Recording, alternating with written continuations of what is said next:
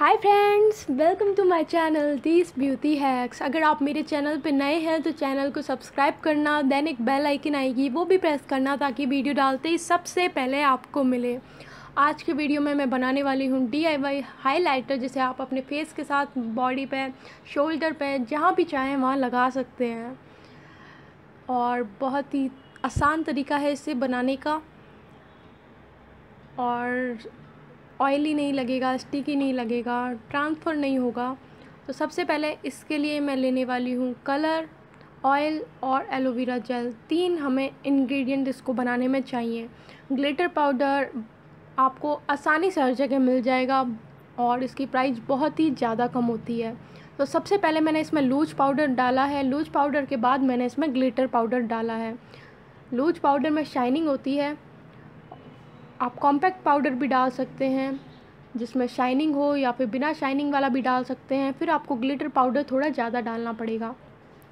इसके बाद मैंने कुछ ड्रॉप्स ऑयल डाला है, आमंड ऑयल।